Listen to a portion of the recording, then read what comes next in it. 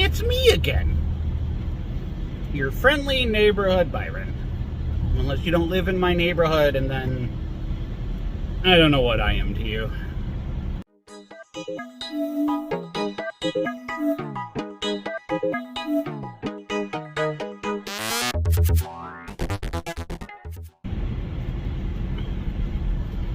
So, back to my driving.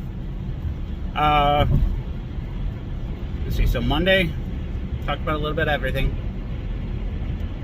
Tuesday, talked about the stay-at-home dad stuff. Wednesday, we talked about all the loss.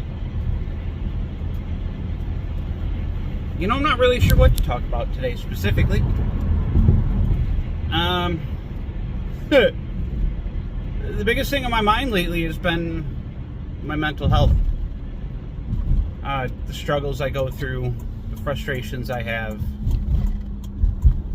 Mental health is a pain.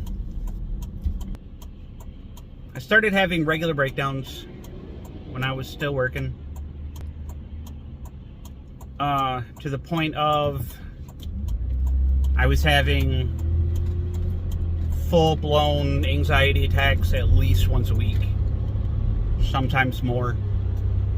Hyperventilating, feeling like I'm having a heart attack, like full-blown hardcore anxiety attacks. And they take a toll. So I start to get those under control. And then Cindy passes, and the kids move here, and life is up in the air, and things are changing, and the job I had got bought by another company, so there's all of that, and we were short-staffed, and I was working all the... And I lost the control again. I tried so hard to maintain control of my mental health, and I lost it. And I'm on meds. I take Zoloft for anxiety. I take Buspar, partly for anxiety and partly because it cuts down on the teeth grinding that the Zoloft creates. And I already have an issue with that, and it got bad without the Buspar. Busparone. Whatever. It's got multiple names. Yeah. I'm on Strattera for ADHD. Prebiotic blend. I take acid pills at night, iron pills in the morning, vitamin D. I ran out, but I was taking vitamin B. I gotta start taking some fiber, magnesium, and a multivitamin. Because my body doesn't like me. My brain doesn't like me. And it's always all fighting against me. Which is another big part of my mental health issues. When you are always in pain. And always tired. And never seeming to catch up on sleep. Never seeming to have a day without pain. It wears you down. And the more wore down you get, the harder it is to deal with and fight the anxiety. The harder it is to deal with and fight the depression. The harder it is just to be happy. That's a big issue with dealing with anxiety and depression. It's hard to just be happy. And then yet on top of that, all of the body pain. And on top of that, headaches. On top of that, all of the stress, all the tension, all the grief and the sadness, all of the... and it just piles up together to be just crap. If you go back and look through previous Byron vlogs, one of my thoughts while walking, I explain my reluctance to go to therapy. After that, I got talked into going to therapy. I had a woman named Alexis as my therapist, and she was amazing.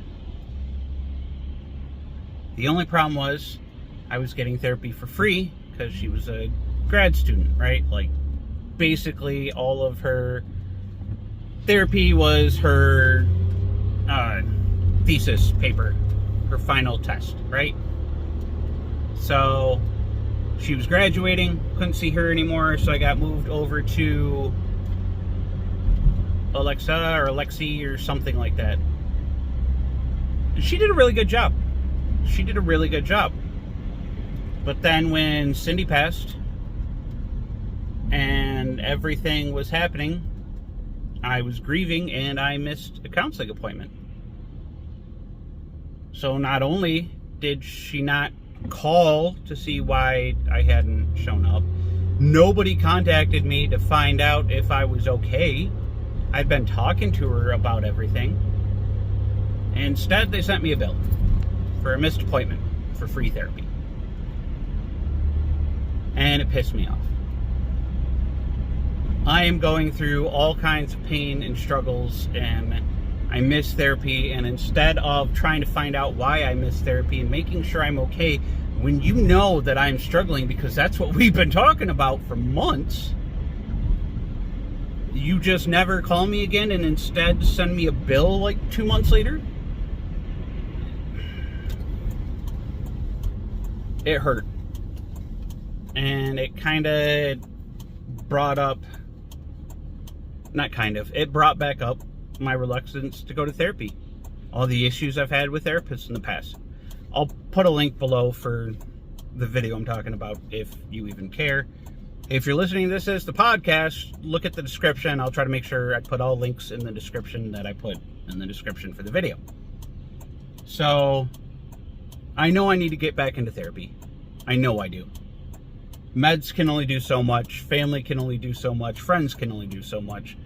Self-discovery can only do so much. I need to talk to somebody, but calling and getting all of that set up is a pain in the butt. It really is. I'm trying. I'm trying. This week has been real hard. I think part of it is doing these videos, bringing stuff up, but I'm really hoping that all of the tears that I've been having, all the sadness I've been having, it's me working through it. It's getting it out. It's pulling it to the surface, spitting it out, and being done with it. At least that's my hope. I can't guarantee that that's what it's doing. I could be making it all worse, but at the moment, I feel better every day. I record these, then I go back through and watch them and edit them, and then I post them. So it's multiple times of going over the stuff. I'm hoping it helps. My biggest struggle lately is the fact that everything that has happened since May of last year, beginning of June, has completely thrown everything I was planning out the window. I put all of my energy, all of my goals, my dreams, my everything into one basket, because I was absolutely convinced that that was what I was called to be doing. That is what the universe wanted me to do. That is what was going to be the best for me, the best for my family, the best for the future, you know, everything. I had a timeline, I had things planned, I had things budgeted, I was moving right along. And then everything happened, everything flipped around, and now that dream is not ever going to be a possibility. That basket that I put everything into, all of my ducks in a row, I put everything, every egg in one basket. And right as I'm getting up to that finish line, right as I am so close, I'm pushed back a few steps, and then I'm pushed back a few more steps, and then a few of my eggs disappear, and then a few bits of the basket are vanishing, and I'm frantically scrambling, trying to fix it and, figure out how to work on the few eggs I do have left, and how to make the basket last as long as I can, and how to maybe move faster so that way I can get to the finish line and still have as many eggs as possible and have a basket I can set down and still use. And then the basket got taken away, and I only had a few eggs left, and I don't know where the finish line is. So I spent all that time and all that energy and all of that everything moving towards one specific goal, and it's gone. The goal is gone. There's nothing I can do to bring it back. I can't just keep running towards a finish line that I don't even know is there. I can't keep going when I have more eggs than I have hands. I don't have the basket anymore. Even if I were to reach the finish line, I need a certain amount of eggs in order to get done what I need to get done, and I don't have even near the right amount. And it is all just weighing on me and bringing me down and tearing me apart. My heart aches constantly. My brain fries itself all the time, trying to defeat the depression and anxiety and keep control of my life has become a battle that I don't know if I have the energy to keep doing. I want to have the energy to keep doing it. I really do. But I'm running out of ways to find energy. Everything I had was tied up in that one goal. And in the matter of half a year to a year, I no longer know what the goal is. I no longer know where I'm supposed to be going. I've put all my trust in Paige for working and keeping us afloat. I'm not used to that. It's not Paige, it's just putting all of my trust and all of my energy into one person when for 20 some years now I've been the primary breadwinner in every situation.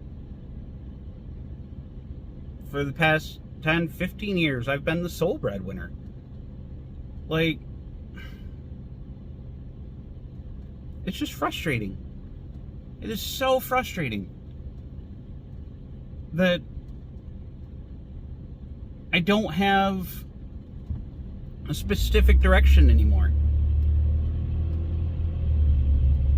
And the one person that I relied on the most when stuff like this would happen is one of the reasons I don't have a direction and I can't talk to him.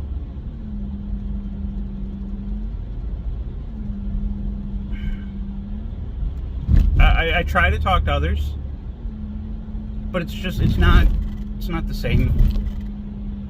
I'm trying, it's just not the same. I check up on people constantly, see how they're doing, or I did. And nowadays, it's very few people I check up on. And very few people that check up on me. So what's the point? Why am I beating myself up to try to make myself better for people that don't seem to actually care? But I know the answer. I'm making myself better for my kids. I'm making myself better for myself. I just struggle a lot. I struggle a lot. A lot. Every day. All day. My brain is constantly at war with itself. Yeah. I don't know. I feel like I've just been rambling. I'm not sure how much of this has made sense.